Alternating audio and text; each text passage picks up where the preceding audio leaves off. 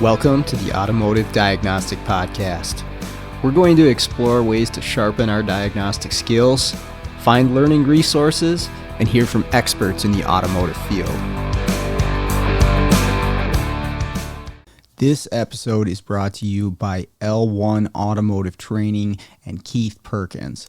If you're looking for education on module programming, J2534, EEPROM work, key and immobilizer, electrical diagnostics, or drivability diagnostics, Keith has a website, l1training.com, that's got over 60 hours of training videos on all those subjects and more.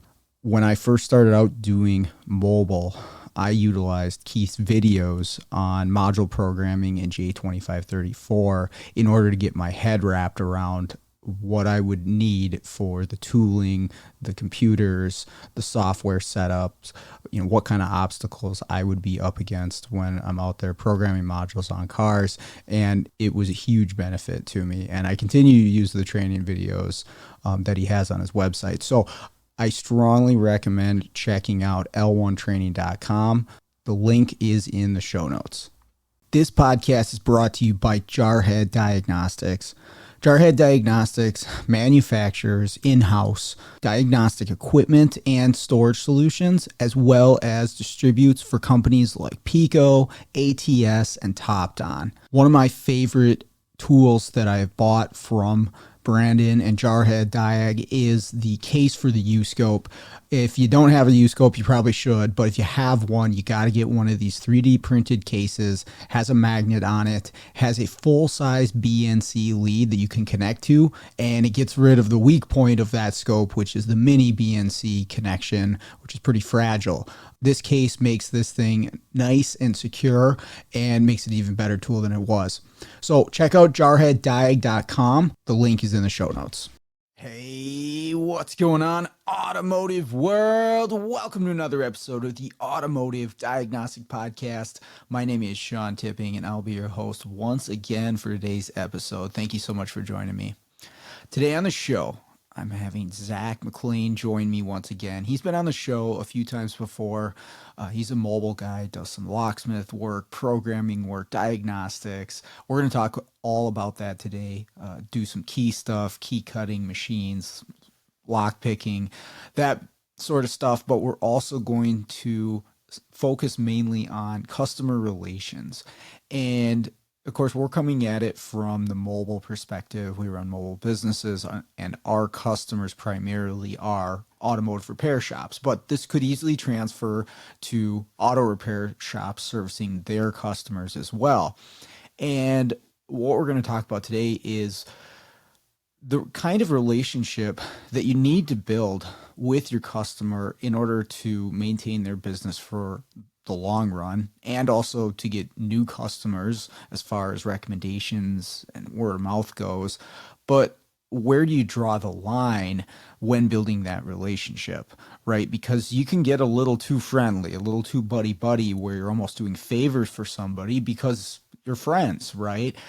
And at the end of the day, this has to be business, right? We have to make a profit. We have to make decisions that are a positive thing for the business, but also at the same time have a good relationship with the customer, right? So it's a tricky thing to do, but that's the subject of our conversation today. So I think you'll enjoy this. I know I did.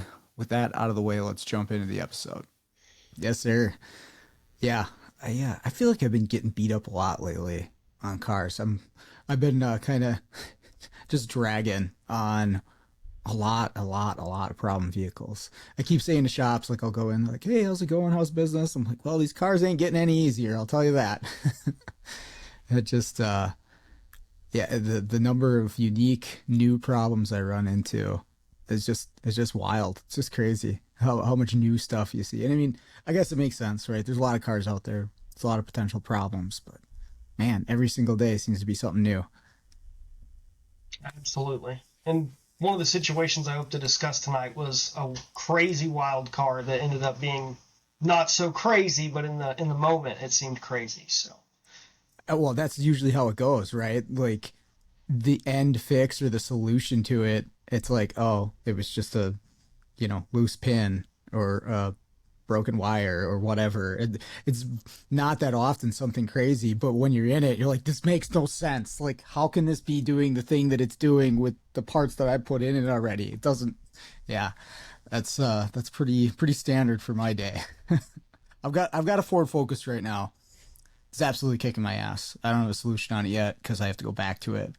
Um, it's a fuel pump driver module, or well, I should say the PCM setting a code because it's unhappy with the duty cycle that the PC or the fuel pump driver is sending out. But I can't make this fuel pump driver happy, and we've put in a couple, one of which is from Ford, and still the same thing. You can bypass it, pump will run, call will run all day, but if you have the driver module in, it'll run the pump for the initial prime when you cycle the key, and then it doesn't run it again until you cycle the key. And it sends out this 20% duty cycle to PCM on the feedback, which PCM says, oh, there's a problem, I'll set this code. But no matter what happens on the control circuit, which to me looks okay, and I even tried playing around with a signal generator, I can't seem to make this damn thing happy. And I kind of ran out of things. I'm like, I don't really know what this driver module is upset about, or it's not seeing that it wants to see, or what voltage level needs to be where. So I was talking to some friends. I'm trying to get some known goods. So I'm wondering if it's like a weird voltage level, or there's something where the code isn't fully descript on what the driver module is looking for. Like, is it something to do with the pump? Even though the pump works, is it like an amperage resistance voltage thing that it's seeing that it's going into a default mode? But I have nothing to tell the shop. Like, I don't have the confidence to tell them to put a pump in it because the pump works. And then I don't have the confidence to put a PCM in it because the PCM's doing exactly what it's supposed to as far as I can tell. So, I don't know. That's the kind of fun things that I get to do. I'm just going to consider myself lucky that I have not run into that particular issue yet. Well, it's like I've seen that system. Fords have the feedback control on their driver modules for a long time. I'm fairly familiar with it. You just need to know, what the duty cycles are supposed to be for the control and the feedback, and the rest is pretty straightforward. And that's why this one was like this shouldn't be this hard. Like, what am I missing? And I'm sure it'll be something dumb, but we'll we'll figure it out one way or another. Parts roulette or not, we'll solve that one. Keep me updated because I'm Oh, dying for to sure. hear the resolution on that. Yeah, yes, sir. I definitely will.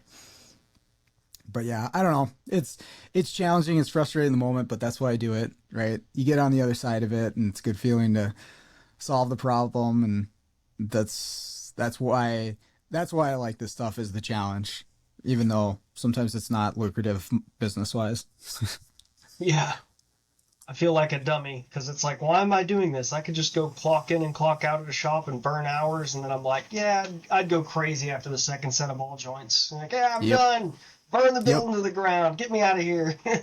So it's tough to remember on those hard days that it could be worse. You could be slinging brakes and ball joints and bored out of your mind.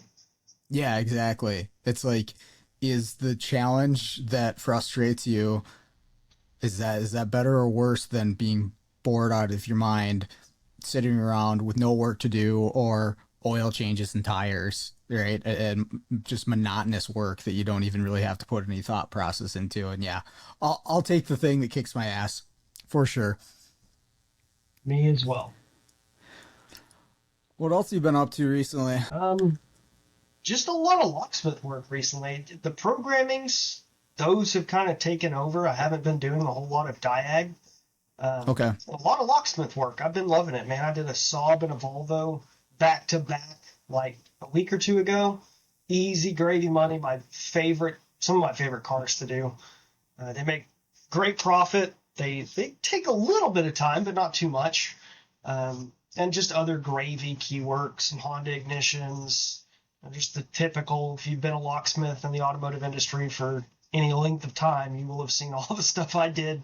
Add a keys here, all keys lost, simple stuff there. What key cutting machine do you have? I used the Dolphin 2. I think, what is it, Okay. the XP0052? The old Oh, one you was got the me. XP005. Yeah, it's X-Horse uses weird naming. So if you don't look it up by the model number, it's like, oh, which one do you want to look at? The Dolphin, the Panda. You're like, what? So Did they put a shield on the newer version of it for the shavings? the Dolphin 2 does have a shield. It's not Okay. perfect. There's still chips that get out, but it's far better than the original Dolphin. They went to a single jaw rather than multi-jaw, so you have your Oh, high security and your standard double edge cut keys on the same jaw. You just rotate. It has a built-in LCD screen rather than having a dedicated app on your phone or the Key Tool Max. sure. So it's, in my opinion, a better machine. Feels like the battery life isn't as long, but the trade-off's worth it. Okay. I so I used the first Dolphin for quite a while and I really liked it. I thought it was a great machine, did exactly what I needed it to do. It's I consider myself like a part-time locksmith because I'll go a week without doing any keys and then all of a sudden I'll get a bunch of them. But the volume for me has gone up recently too, and so I got another key machine because I wanted to have my second van able to do keys too. And my guy Steve, he was just kind of the point where like he's up to speed on the stuff I already had him doing, and he was kind of ready to like take on some new learning new skills, which was keys. And so I gave the Dolphin to him mainly because I know it pretty well and I can help him over the phone if he's got issues, right? I didn't want to buy him something new and I don't know exactly the ins and outs of it and then he has it. So I have the new machine and I got the Triton off of Isaac's recommendation because I was talking to him like, hey, what do you recommend? Obviously, he knows that stuff really well, and he was telling me to go with that. And kind of same idea. It's got the screen built into the top of it, so you don't have to have a separate device. There's no battery in that one, which motivated me to finally put my inverter in my van. I've been dragging my feet on that for so long, but having an inverter in my van is awesome. So it was a good decision. I can just plug stuff in now and keep all my stuff charged, which is fantastic. But yeah, so far I like it. It's been a good tool, and I've only probably done maybe I don't know 10, 15 keys with it so far, but it's been pretty good. But I like the XOR stuff too. I really do. The what feature the fine bidding thing I always thought was fantastic. Like just to see like am I close? Like if you do the Yeah. fine bidding and it doesn't come up with anything, you're like, I better double check this. I'm probably not even in the right neighborhood. The only criticism that I really have on X-Horse, and it's not a criticism so harsh that you shouldn't use the machines at all. It's just you need to know your tools. The fine bidding option, like you're talking about, or cut by bidding if you already want to put the bidding in rather than putting in a code or duplicating. On Honda in particular, they're really, really bad about flipping and flopping the A and the B track. So if you know Oh, what the bidding is and you put it in, assuming the top is the A row and the bottom is the B row or vice versa, what you're accustomed to doing, it actually inverts them. And the other problem is it always seems to screw up Honda HON66 style blanks. Like I used to order them by the hundred. I think in this closet over here, there's at least a fresh 100 HON66 blanks because you would always end up going through two or three test blanks until it finally cut the key. And what I found was I want to say it's the 1.5 millimeter cutter. Once I installed that cutter, it never really had that issue again. I've had it once or twice here and there, but I mean, the 1.5 millimeter cutter and knowing how the machine decodes what it considers A and B tracker, really the only two issues I've ever had out of the X-Horse. It's always done really well for me other than those two minor complaints. that must be why. Because I had heard people say, "Hey, I have all these problems with the Honda 66," and I never did. But that was the blade I usually had in there was the 1.5, and that just was luck. I had no reason behind that. That's just the one that I put in there. Um, did you or do you have the optical key reader that links up Oh, to the? absolutely. Oh, dude. 100%. Couldn't live Yeah. without it. Justin Robichaud, I mispronounces his last name. Please forgive me, Justin. But I went to Vision. He's like, "You're not leaving until you order it." And I took him to Waffle House, and we were all having a great time. And he's like, "Order it right now!" And I sat there and ordered it right with Justin. And ever since then, I've never regretted it. It's 10 out of 10 worth it.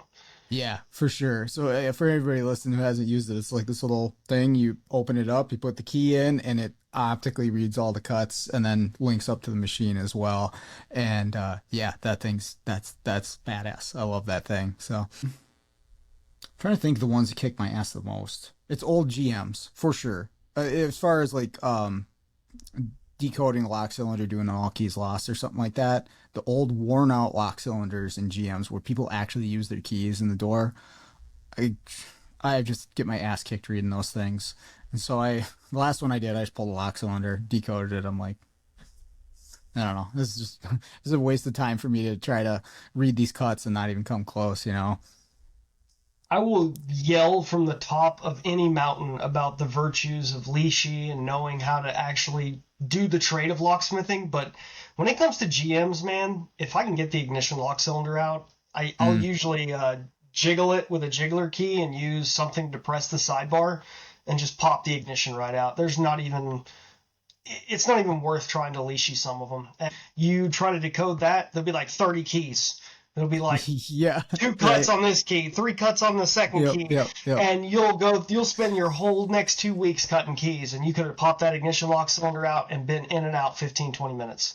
Yep, for So sure. don't even waste your time on those.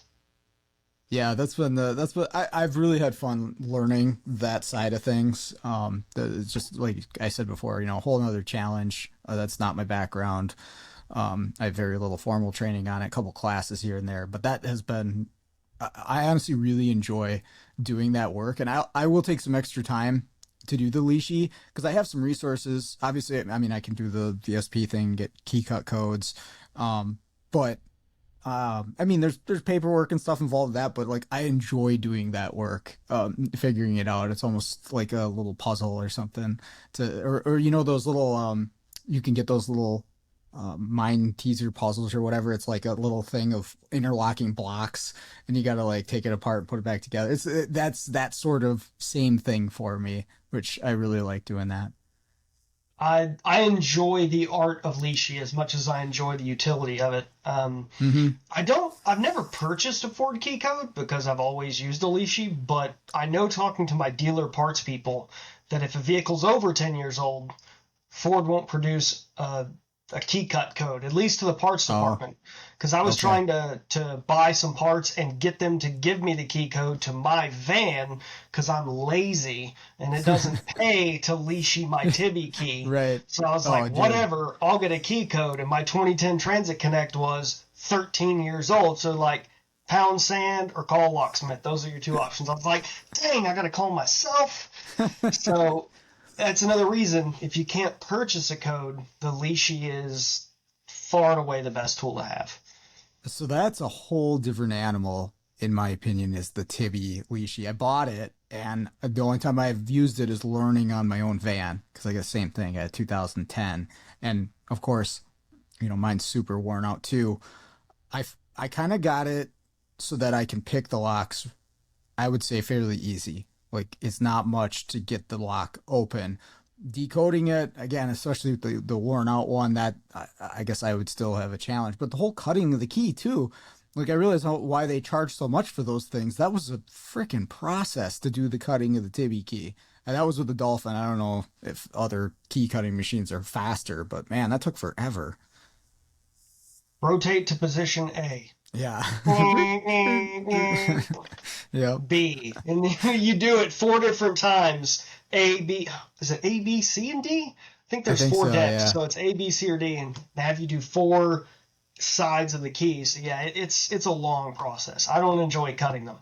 Right. So, and But luckily, there's every one of them's worn out, like you said. So yeah, yeah, for sure. I mean, luckily my van has five locks on it, so not all of them are as worn out. But I don't have power locks on mine, so they all get some use.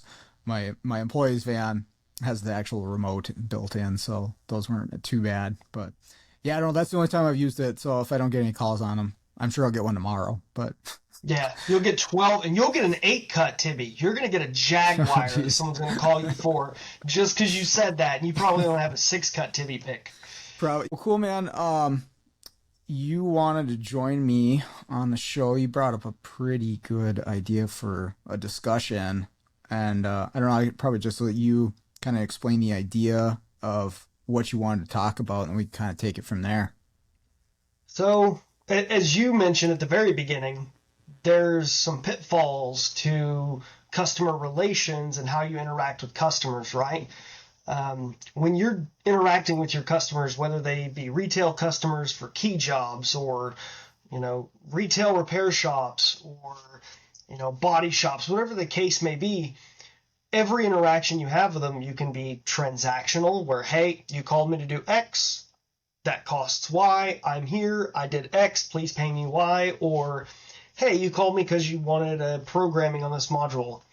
Are you sure you want me to program this module? Because I don't know if that's going to fix your complaint. Let us have a discussion to discuss which services I offer meet your needs the most and what is the best choice for you and your budget. And it can very quickly devolve into, hey, Tim, my gut's saying we shouldn't do this, we should do that. Or let me pull into the bay and fill up air on my tire real quick. And you get friendly. And before you know it, they're wanting stuff for free. You're wanting stuff for free. So I see a tightrope that we can walk down with customer relationships and operating from a transactional mindset or a relational mindset. Yeah, and I'll tell you what, I have definitely struggled with that growing my business, and I feel that a lot of the success of my business is because I built good relationships with a lot of the shops that I service, but it's been a detriment at times. It's been a thing where I definitely take the hit at times because maybe you get a little too friendly with shops, right? Or it's you almost treat some of these guys, the shop owners or the techs or whoever you're dealing with, as your friends because you do interact with them, so frequently. It's like your coworkers almost. Like you see Yeah. them every single week. It's good interactions. They are good people, but where is that line in business? Because you got to be careful. Because I do have to run a business, and it it has to be a business at the end of the day in order to be profitable. It can't be buddy doing favors all the time for everybody. And so I've definitely struggled with it because I lean more towards the like, hey, I'm your friend, I'm gonna help you out, but ST Mobile needs to make some money. How do you define that line? How do you walk that tightrope? That's a question I've asked myself a lot over my almost 2 years. This month marks 2 years of me being in business for myself. And I think the thing that really set it off, this whole discussion came to mind after I had a scenario with a customer, retail customer, somehow ended up with my phone number. And she was adamant that she wanted a PCM update for her Ford 500, I think is what it was. Duratec V6, typical run-of-the-mill Ford. And she told me a big, long story, as I'm sure we all hear when we look at a customer complaint on a repair order or speak to a customer in person about losing power and the terrible experience that she's had up to this point. And I said, ma'am, I totally empathize. I understand when you have a car, it's your only car and it breaks down. This is very traumatizing, but I don't typically see updates fix cars without some sort of information leading us in that direction, like a technical service bulletin or someone performed a diagnosis and has found an update and that's associated with these symptoms.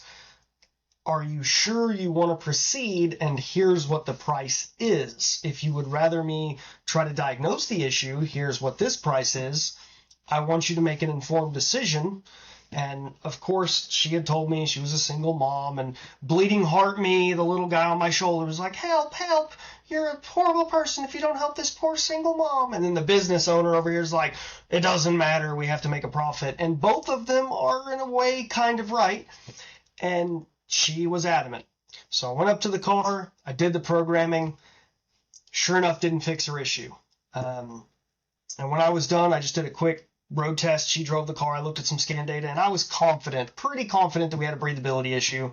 And I said, ma'am, I don't know what had happened up to this point. Maybe you've, just inherited this car. She told me she got it from her grandmother a year or two ago, and maybe it's had issues in the past that have created a restriction in the exhaust, like misfires and melted down a cat. I said, I can't really afford to stay here any longer today. I have other appointments, but I think you have, a breathing issue on this engine.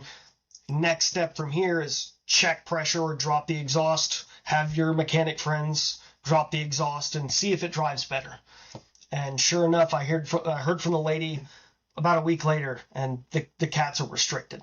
But that situation brought up this discussion with me and another friend, Brian Stone, and it really made me think about when you interact with a customer, if you interact from a place of trying to build a relationship before you make the sale, I truly think that ends up with happier customers, more referrals, and better business. So I'll shut my flap now. No, I 100% agree. And like I mentioned earlier, a lot of the success that I've had with mine, it was based off of that, is having good relationship with people. And I didn't have to still really haven't done much marketing, right? It's all been word of mouth because I'm treating people right and building some good relationships with them. And I like it too. Like for the most part, I've been I've been very lucky. There are exceptions for sure. There always will be, but for the most part, the shops that I've dealt with, the people who run them, it's generally smaller shops. Independent repair shops is really who I service for the most part. There's a couple dealerships here and there, but it's been real down to earth people that are just trying to make a buck too and run a business. A lot of these are the owners, they're the business owners. And so we can relate on a lot of things together. And I mean, I will say, I did this for a long time as a technician too, and I had great customers there, but I find it much, much easier to have that relationship with another person who understands the industry or what we're doing, right? Like we both get it. Like, hey, it's tough to own a shop. Hey, it's tough to do mobile diag and programming. We get it. And so we'll kind of, help each other out or cut each other some slack here and there. But yeah, it is, like I mentioned, you want to be careful with that. You don't get you know, too friendly, because what I found myself doing with certain people that I had really become genuinely like friends with, like we'd stay in contact outside of work, send each other, messages and stuff like that, is like you want to help them out wherever you think you can because they're your friend, right? That's what I would do for my friend, right? Hey, this diag was super easy. It was just a connector that was unplugged, right? This took me 5 minutes to find. Like now I feel bad charging this guy. Like normally I don't really feel that bad. Like, hey, call me out here. I fixed your problem, blah, blah, blah. But this is my buddy, right? Like, oh man, like I feel bad charging my full fee. Now I've gotten better about that. And like I mentioned, it's really about understanding that, hey, he's a business owner. He understands. I'm a business owner. Let's come to this agreement. But that's where I definitely felt myself kind of having a negative effect from getting too friendly with people or having that friendly relationship with my customers. So it's a weird one. I definitely see some benefit to it though. Absolutely. And I know I brought up a retail customer, but I've had this experience not only with retail customers, but with my shop customers, because I do have, shops that I work for. They, surprisingly enough, they refer me to a ton of retail customers for other things like keys. But it has made a huge difference with the relationships that I have built. And the other scenario I want to talk about, this particular shop has sent me an untold amount of customers. People that didn't want to tow their car there, so they called me to have me come out and program it. Doesn't hurt my feelings. Anyways, the relationships that I have built with these shops have allowed me to grow as a business and allowed me to help turn lemons into lemonade in some situations, help one of my shops out and another shop out at the same time. So that other scenario, I think, is going to be an interesting. Maybe I went out of my way to help both of my customers, but it was an interesting way I felt that I helped a customer in a bad situation and helped a customer win just for winning. And it was all because those relationships. Had I not built them, I wouldn't have been able to call my other customer like, hey, I've got this situation. Would you be interested? And tell my other customer, hey, this shop that I do business with, they're interested in buying X. So I think those relationships are great for marketing, and they're great for when situations go south, you might be able to make them go back north again. Yeah. So, Right. The thing about treating somebody right, and you don't know what that person might do for you in the future business wise. And I've had that same experience where I just, was doing my best to provide the best service I can, friendly, be respectful, get the job done. That, and then that particular person, for whatever reason, they have the connections, or they end up knowing, certain people are in a certain position. And then, yeah, you've get all kinds of business just from that one interaction, or that one. In some cases, it was that for me. It's just like one or two jobs that I did with one person, and they ended up leaving where they were at, but going to something bigger or more widespread. And then all of a sudden, they're getting all kinds of calls. And I can think of a handful of people that have been like that. And it wasn't my intention at the time. I wasn't being nice to them. Oh, okay, well, this will be really great for business in 5 years. It just sort of happened that way. But it's a good reminder, too, like, hey, don't be a dickhead, because you don't know where that person, absolutely. might end up, or what role they might be in, or what it might bring for you. Um, and so it's worked out for me pretty well. To be totally honest, that's kind of my default anyways. I try to be a positive, nice person to everybody that I interact with, and it's worked out for me for the most part. But yeah, there's a couple. One in specifically, he ended up becoming like an area manager with the Firestone Tires Plus stores around here, and another one where he works at a distributor, or a builder for transmissions. And so then all those transmissions go out to the shops, and then he recommends me to go program them. And that was never planned. That just kind of worked out that way. And I was like, wow, okay, this is really cool. And just by being kind to somebody, and being respectful and helpful, and that's all it took, right? Yeah, and funny enough, I've had shops that will lose a tech and they'll go to another shop. I Oh yeah. never knew where they went. They just disappeared into the Yep. nothing. I'm like, hey, where's Brian at? And they'd be like, oh, he just quit on Thursday. We haven't seen him. And then Yep. 2 weeks later, I'm getting a call from another shop. Hey, Brian works here, and he said that you can, program TCMs and GM trucks. Is that true? Like, absolutely, man. What do you need when? Yep. And you show up there, and hey, Brian, didn't know you moved here, man. And it can spread everywhere. Treat everyone as you would like to be treated. The golden rule, it applies to not Yeah. just business, but life in general. And it has helped me out because I've had experiences from the early days of my career where I was in a shop and we had a mobile guy come by, and he wouldn't even look at you. You walk up to him and be like, hey, man, that's some cool software. What are you using? And he'd be like, oh, I'm busy. Leave me alone.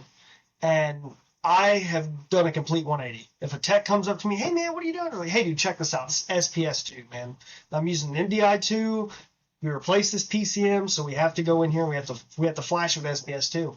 And I'll tell them anything they want to know. If they want to ask questions, I'm here to tell you anything and everything you want to know, man. If I can help you, if you're interested, go learn. It doesn't hurt my feelings. And a lot of guys, after you start digging in, they're like, whatever. I want to go put on ball joints. Okay, man, Yep. take off.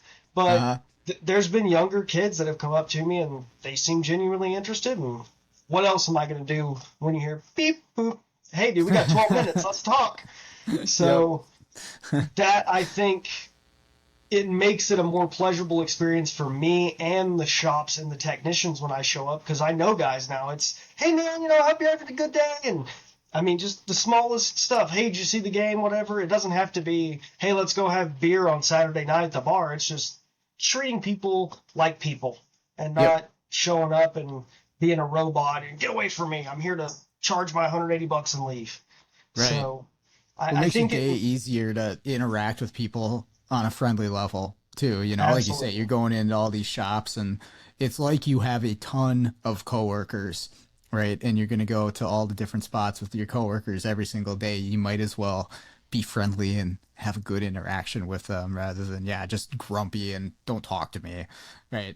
I mean, I've worked with people like that in a shop too. And I know, that sucks as well to work with somebody who's just a negative drain on the energy of the place. But yeah, I don't want to be, I don't want to be that person. And yeah, the techs going to other shops, that's been a huge thing for getting more business. There's a ton of places I'll go. Oh, it's funny when you go to a different shop and you see a tech, but you're like, I didn't think you worked here. It's like, oh, I didn't until a couple months ago. And Yeah. yeah, they move around like crazy. And then it's like, I was like, wait, I thought you worked over at blank. Oh yeah, we moved over here and this and that. So, um, that's been that's been definitely a big one for getting more business.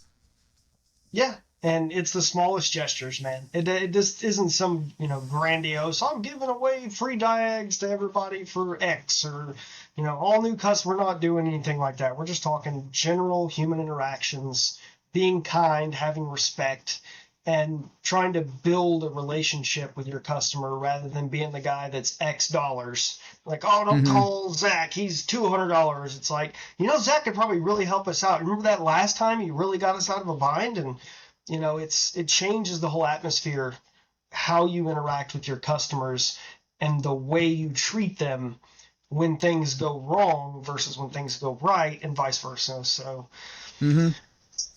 Well, and being honest, I try to do that as much as possible too. There's a lot of times, a shop will call me for an update, very common, especially on like a Ford, where it's, from what I found, a little bit more difficult to check beforehand whether it actually needs the update or not. And sometimes it doesn't. You plug in, hey, this module's fully updated, right? And just being honest about that. Like, hey, this didn't need the update. I got to charge you my trip fee, but I'm not going to charge you for a whole programming where, a lot of these places, they don't really have a clue on the technical side as to what's happening. I'm sitting in the car, it must be getting programmed, right? Oh, okay, there's my, $180 or whatever for doing the programming. Um, and so I've always tried to be honest there, and I think that that's definitely helped, right? Like they're like, "Oh, well, thanks for letting me know and not charging me for this update that obviously it didn't need." That's been a big one, and you build up that trust with people, and it pays off. I had a shop. This was actually a few years ago, but um, he called me up while he was on vacation, and his shop was closed or he didn't have his tech there that day or whatever. He's like, dude, we got this car. It's really in a pinch. I'll tell you where the key is. If you just go in there and just plug the PCM into this car, program it. We got to get this thing out for this guy. I'll pay you double, whatever. But he was like cool with me going, unlocking his shop. And I was a little uncomfortable about it. He's like, no, don't worry about it, man. Like, uh, we got to help this customer out and I really appreciate it. But I was actually more taken back that he was like trusting me, like he didn't know me outside of programming cars for him, that he'd give me the keys to the shop and go in and put the module in this car, back it out, and get the keys to the customer. Like I was like, all right, man, we'll do it. And I took care of him. And he's been a fantastic customer for almost as long as I've been doing this, like tons and tons of business, and that's been a great relationship. one of my very first customers, it's a transmission shop in Springdale, Arkansas. They're great guys. Absolutely adore doing business with them. And back to relationships. I've called him before doing a diag, be like, hey, Mike, this is what I'm seeing. I've looked at X, Y, and Z. I'm pretty confident this is the diag, but will you run back through it with me and make sure that I'm not crazy? He's done it for me, and in the same token, when he's had issues with electrical problems, they don't typically call me to diagnose. But hey, let me run this by you real quick, make sure I'm thinking correctly. Those relationships that you build don't just have to be for the particular business you're doing, programming or transmissions. You can help each other. but they call me all the time and it's last minute and they close at 5, but they absolutely have to have the job done and the customer will pick it up at, I don't know, 8:30, 9 p.m. at night because they've already paid. I'll swing in, they'll leave the keys outside, I'll program it, good to go. And Mm-hmm. there's that trust, they trust that I'm going to get the job done. I know I can get there not before they close, but before the customer comes to pick up the car or whatever the case may be. So having those relationships opens the door to creative solution finding that may not, fit the 8 to 5, rigid, Sure. got to operate this specific way. So Yeah. it's been an interesting experience. Now, with all this being said, have you experienced a situation where you've been taking advantage or someone's attempting to take advantage of that, right? Like, hey, I want to build a good relationship with you. I want to be as helpful as I can, this and all the stuff we're talking about. And then somebody who is just, they're not necessarily reciprocating or even considering that. They're just like, okay, well, this I can use to my advantage and I'm going to squeeze it for everything it's worth. Now, I've definitely run into people like that, and it's taken me a little bit of wherewithal to recognize when somebody's just trying to squeeze me because I'm trying to, I'm being nice to them. Absolutely. The only time I've ever not been paid by a shop was a situation like that. So I had done work for this customer. This was probably my first 6 to 8 months in business, and I had done work for him here and there, and then it started to pick up. And I started doing work for them a lot, like 3 times a week minimum. I'd be at that shop. It was a great account. I loved the money I made. I was very accustomed to the people there. I knew everyone. They all knew me. It worked great until some circumstances changed and money wasn't as free flowing anymore at the particular shop. And I'm not going to go into deep detail, but I decided instead of collecting payment directly after service was performed, that I would allow this customer to drag an entire week out. Hey, you've always taken good care of paying me. You've always been honest. You've always treated me well. There were some other circumstances, but the point remains I drug out a couple invoices until there was almost $1,500 worth of open invoices, and things blew up when I showed up to get paid. And that customer's gone forever, and great. I am so happy that that's all it cost me, right? But that was a $1,500 lesson in that tightrope walk. What is being a friend to your customer, and what is having a great relationship? And that taught me you have to have clear policies. You have to have clear procedures. You don't break them for anyone, period, end of story. If Sean Tipping called me today and said, hey, I just need you to program a module, I'm still going to have the discussion about what expectations there are, what the price is. I'm getting paid right after the job. It doesn't matter. There's those procedures. And I learned $1,500 was cheap tuition to learn that lesson. But it was a case of being taken advantage of because I got too friendly and too trusting with the customer. Mm-hmm. Yep. Yeah, that's definitely been the case for me. Not so much on the payment side, although there's been a few where it's kind of running up that bill. Like they're still calling you like, I've eventually just had to say to some people like, hey, I can't come back out there until you pay me. And I haven't experienced one that went under yet, but I could see that happening with a few shops that are racking up the bills. But for me, a lot of the time it's been on the diagnostic side of the things where they're really trying to really, like I said, just kind of squeeze that little extra bit, like it's for like two different problems, right?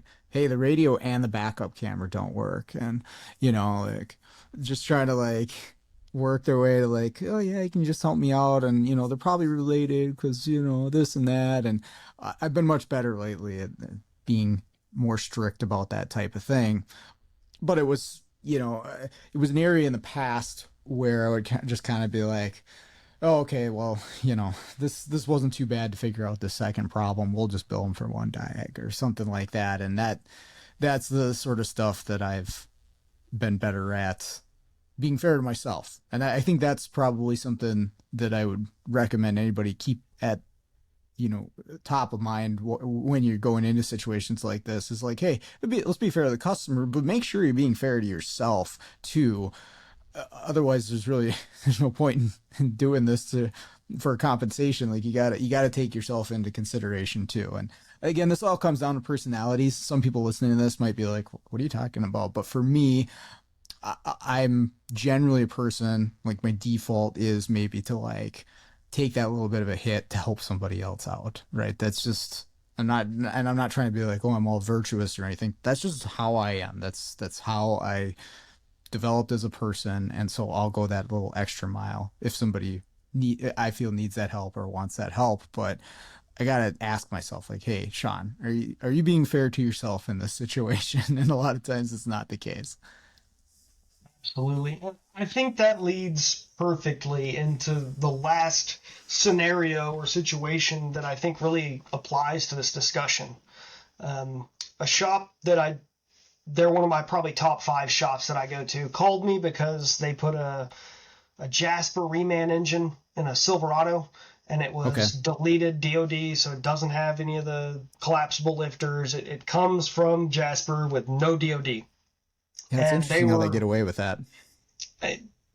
I'm just as curious as probably anybody else is to know how, but I'm sure it's a very boring, dry explanation. Yeah. Um, Anyways, this customer was trying to do the DoD delete, and they said they were able to get the initial read using the little HP Tuners rebranded device that they give you. But after that initial read, the ECM, and the TCM were no com. So they wanted me to come and give it my best shot. So I told them, hey, sounds to me like you want a diagnosis. Let's start with diagnosis. Went to the shop. Confirmed their complaint, of course, first step in diagnostic process.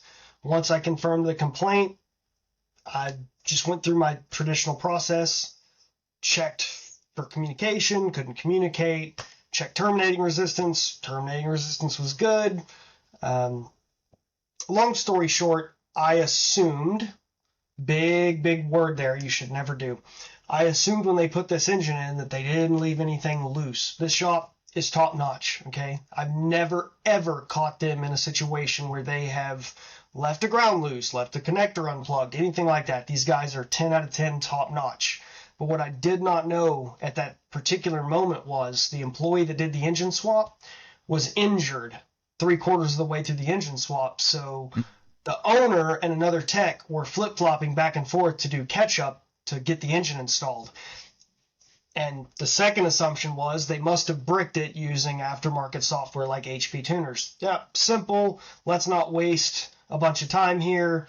30 minutes. We'll cut our diag in half. I don't want to cost you any more than I'm already going to cost you. Here we go again with trying to be helpful.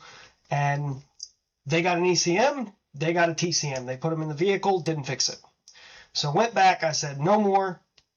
This never happened. Started over from scratch, and not even 10 minutes, I found a ground wire that was tucked up behind the driver's side, like underneath the cylinder head, between the head and the exhaust manifold. Sure enough, clamped that thing down with a vice grip, turned it on. I could talk to everything. Who knows what happened from the moment they hooked up the HP Tuners rebranded device till I got there. But the point remains, I made 2 assumptions. I trusted someone to do the job previous to me correctly.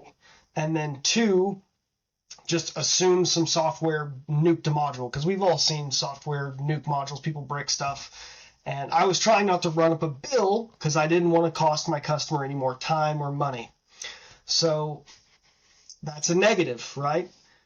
How I was able to turn this around is they were able to return the engine controller, because it we won't go into how, but it was brand new when it got put back in the box.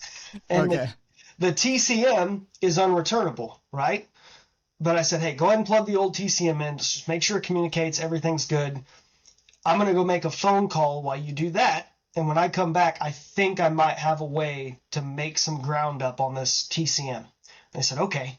Went outside and I called my transmission shop. I said, hey, I've got X part number. It's an AC Delco, brand new module that's been replaced. This place is going to have to send back something as a core. So how about you give me a bad 6-speed TCM for a core, and they sell you this TCM that they just bought for a pretty awesome deal. And he said, sold. So I was able to get my customer core money back by sending a bad TCM from my transmission shop back in as a core. And then during the course of my day, I was able to, exchange checks and parts. So my shop ended up not having to eat as much of a bad situation, which was partially both of our faults, right? But I was able to somewhat turn lemons into lemonade.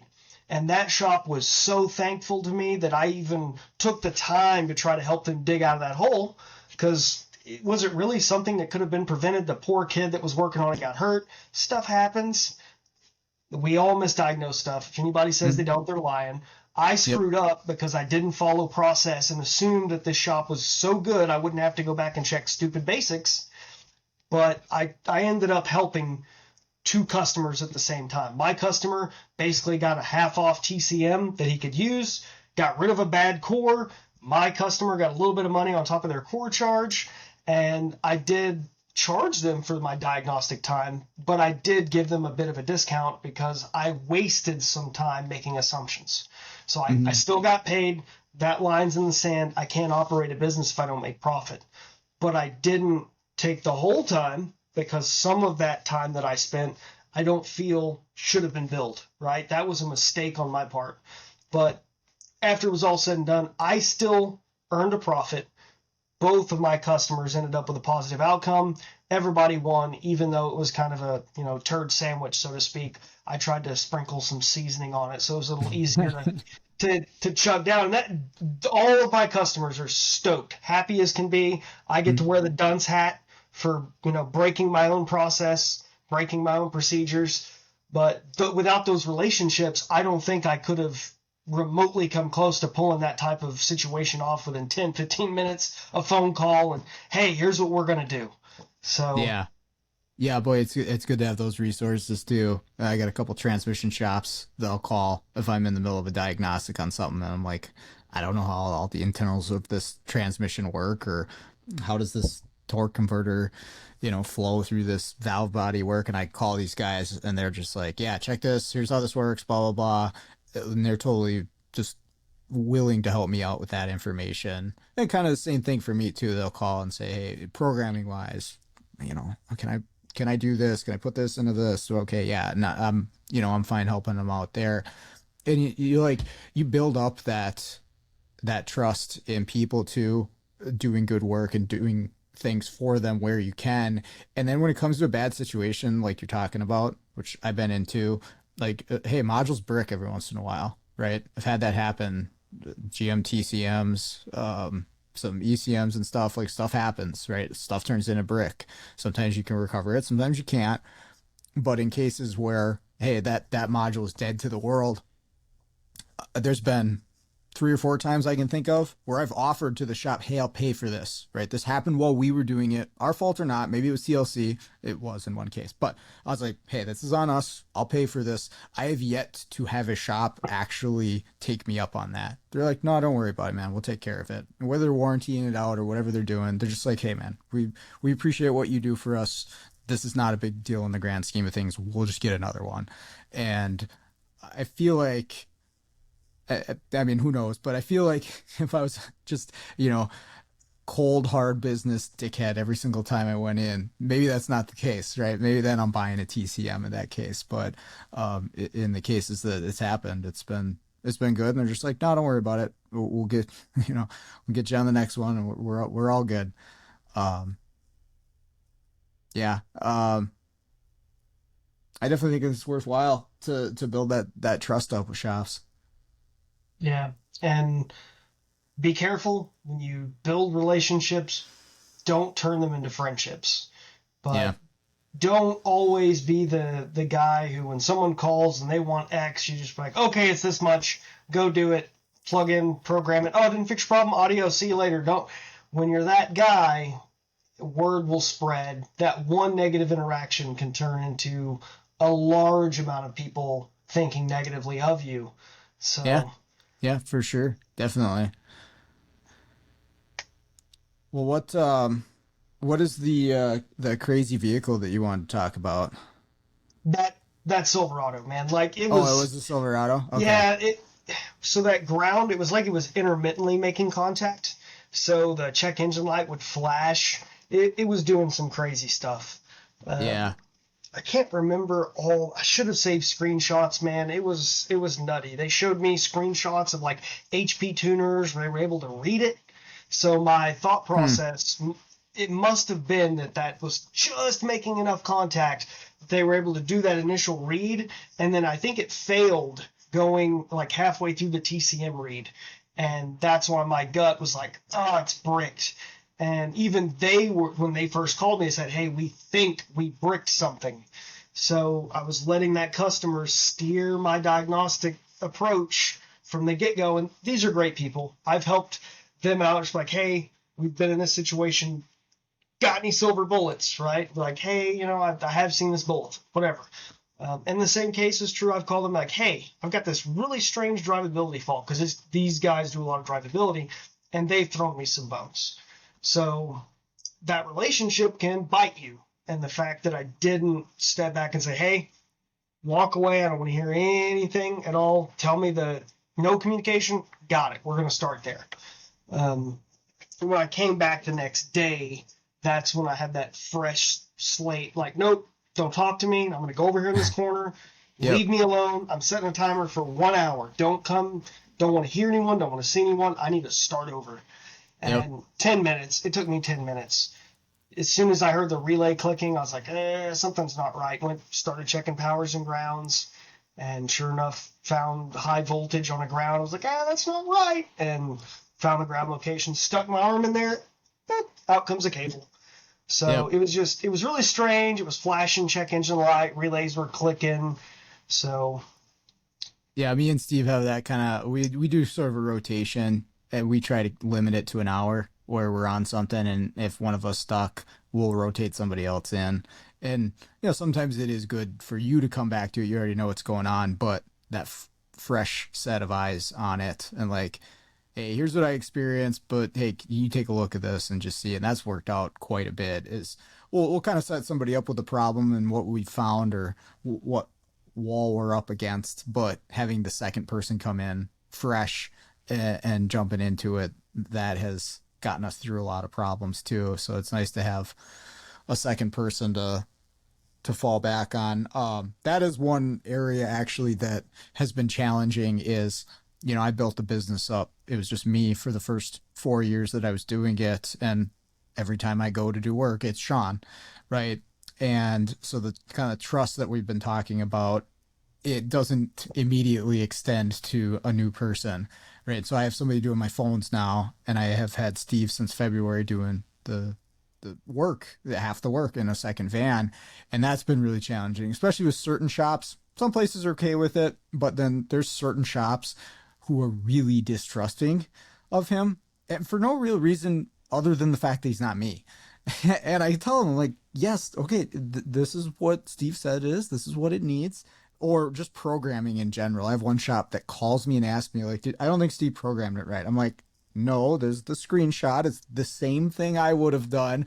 Well, can you just come check it? I'm like, I don't need to come and check it. Like, here's the screenshot from TLC. And it's weird how that, you know, it's almost like it was to my detriment in certain cases to build that up because then I want to bring somebody else in that's not Sean and oh boy, does he know what he's doing? Well, that's been a challenge for me and I'm doing my best to overcome it. And I think it's just a time thing in a lot of cases, right? He's gotta be in there and start at, you start at the bottom and you work your way up with that trust factor with these shops. So, but that's been interesting for me. that's something that I've been on the lookout for, is the thought of expansion or the thought of hiring an employee and slowly moving away from working in to on the business, right? Mm-hmm. I have a good friend that's close to me. He's a tech. He does awesome at diagnostics. He can do programming. He's limited more so in the tooling than he is the knowledge. He doesn't have the money to just, I'm just going to go buy an MDP, right? They're back in stock. I don't know. Does TSP still say that? Those are back in stock. Um, anyways, he's a great guy. I'd hire him in a heartbeat, right? But the issue that I face is how do I roll or phase that in? I have to have enough money set aside to continue to pay him until I get the ball rolling. I'd love for him to ride with me for at least a month. That way I'd be Yep. like, hey, this is so and so. I'm not going to name him just in case his shop owners listen. Like, hey, this is so and so. He's an awesome guy. I've known him for years. He's going to start running routes, so you need to be able to recognize him. So when you call, this is the guy you're going to see sometimes. Yep. And then getting that ball rolling, it sounds like you're thinking the way I would like to think, taking me out of a van, putting me into a dispatching and management role, then hiring a dispatcher, and Yeah. then the person on the phone isn't Sean. They're like, whoa, who are you? Because they call and speak directly to me, and they're going to feel very uneasy when they hear a different voice. And it's Yep. all these stumbling blocks. I'd have to be on the phone with a dispatcher. Hey, it's Zach, but we're going to talk to John. John's my dispatcher, and we're training this week. Get them used to it. So that's Yeah. my big fear is customer relations, and then as you grow, taking your personal touch off of it. And some people won't care at all, and others will. It's going to be like pulling teeth. Right. And exactly for the reasons of what we've been talking about, right? All the stuff that we're talking about building up, it's personal, right? It's between you and that shop or you and that other person. And so you're kind of taking that away a little bit when you introduce a different person that's either doing the work or answering the phones. And I kind of did both. I hired my guy to run the van, and then I was kind of considering, okay, do I go with the second van? And I went the other route as I hired somebody to do the business side of stuff for me because we hear that all the time, right? Work on the business, not in the business. Okay, and maybe I'll learn my lesson someday, but I don't want to do that. I still want to fix the cars. That's what I'm good at. It's what I enjoy. So I'm gonna hire somebody that can do that stuff for me, and I'm gonna go out and work the cars, and I can have the final say on stuff. And right, I'm involved with the decisions, but like, hey, you business this thing for me and I will fix the cars. Right. Yeah. And that's worked out good for me. But there are growing pains, right? Like you say, the phone calls, it's not Sean anymore, it's Mike. But my day is so tremendously easier not having to answer the phone every what seemed like 5 minutes for another conversation for somebody who just wants some help and friendly. It's been such a great thing for me. So it's like it's worth that growing pain to get some help in there and get some assistance. And he's learning, right? He doesn't have an automotive background. That was a big challenge for me. So I had him drive around with me for the first couple weeks and introduce, hey, this is Mike. This is who you'll talk to. And he's very personable, which is a good factor. But when he'll call me, be like, what's an APIM? He called me the other day. He's like, I've never heard of such a thing. Like, the shop wants to know if we can program one. And I have like a module reference sheet for him, but he doesn't know the lingo, right? And that's been tough. But that's growing a business. You just gotta train people in and work through the stumbling that's gonna happen inevitably, and then look towards the bigger picture. Like, this is gonna be really good once everything's in place and everybody has an idea of what's going on. Yeah. And it sounds like all the different aspects that have been talked about on your podcast, other automotive podcasts, like diagnostic process and having procedures and following all of those processes and procedures, and they all tie in, right? Everything's interconnected. And Yep. it's very hard to separate the conversation in any one particular way. But yes, they all interconnect, and taking those growing pains and just working through them, I think you're all better off for it. Me, as I continue to grow, you as you continue to grow. Those 5-minute conversations eat up 15 minutes of your time. There Yeah. went a quarter of your hour that you were just diagnosing that was billable time. It just rolls on Yep. and on and on and on. So Yep. I remember the day where I decided I'm gonna go for this. I was in a car for 45 minutes and I hadn't done anything on the car, just answer my phone calls. And I'm like, this is stupid.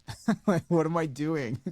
And yeah, it's been absolutely amazing to not have that phone ringing off the hook all day. I'm so much more focused on what I'm doing. And like I say, it's what I enjoy doing, is out there, like elbow deep in it. That's what Sean wants. And maybe someday that'll change and I'll sit behind a desk or something, but not anytime soon. Well, as long as you're happy at the end of the day, that's what we're in business for ourselves for. We want to be happy when we go to Exactly. work. So if you're someone that wants to sit on the beach and sip a fruity drink with a little umbrella in it, and that's your goal, by all means. But if you want to stay in the trenches, have at it, man. As long as you're happy, that's what we all do this for. Yes, sir. Cool, man. Well, thanks for spending some more time with me. It's always a pleasure to get to talk with you, so I appreciate I, it. I All appreciate it. right, that is going to do it for today's episode. Big thank you to Zach for joining me on the show. Always appreciate it. It's always great to talk to Zach. Hopefully, you enjoyed that as well. But I'd also like to give a thank to everybody listening to the show, all the feedback that I've gotten about the show. It's all been great, so keep it coming. With that all out of the way, though, let's get out there, start fixing the world one car at a time.